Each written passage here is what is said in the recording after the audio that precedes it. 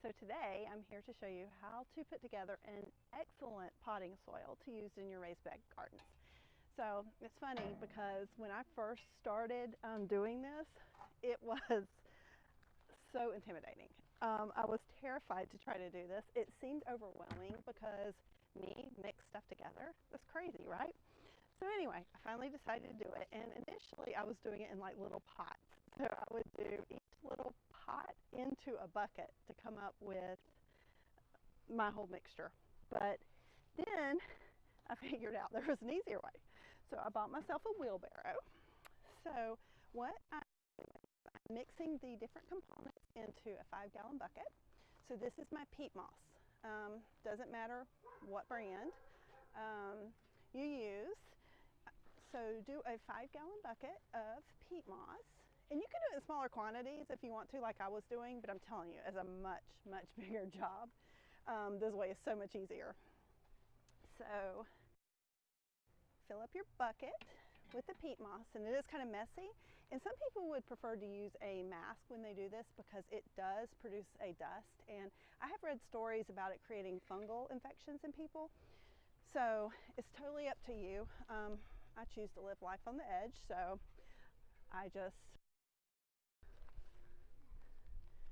So now I have my 5 gallons of peat. So then just dump that into your wheelbarrow or whatever you're using to mix it. But I'm telling you, you get a wheelbarrow, your life is so much easier. Not just for this, but for so many things in gardening. Now my second component is compost. I prefer to make my own compost, but I'm kind of low in my compost bin right now. So I'm using Black Cow, which actually is a really good product. I use it for a lot of my raised beds. There's also a mushroom mixture that I like to use, but I haven't seen that this year, so I don't know where that's hiding. So for now, I'll just use my Black Cow.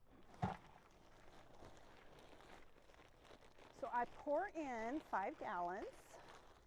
And it doesn't have to be exact. Don't get all silly and level it off and make sure it'll be fine.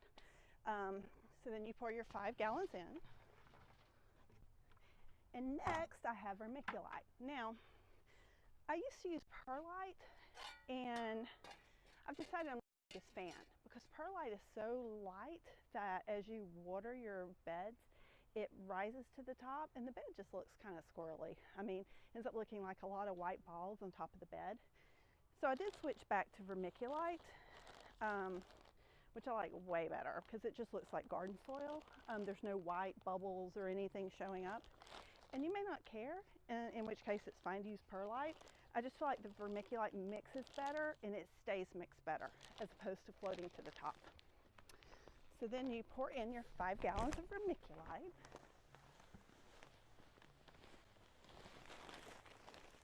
Went a little crazy there.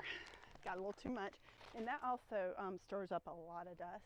So it's another thing that some people wear masks for so it doesn't go into their, respiratory system. But, life on the edge.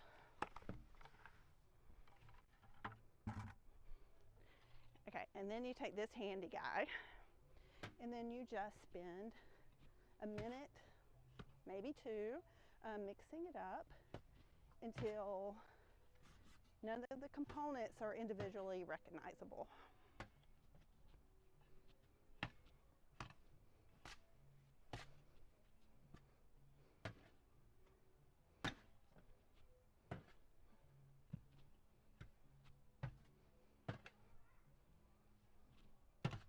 See how easy that was?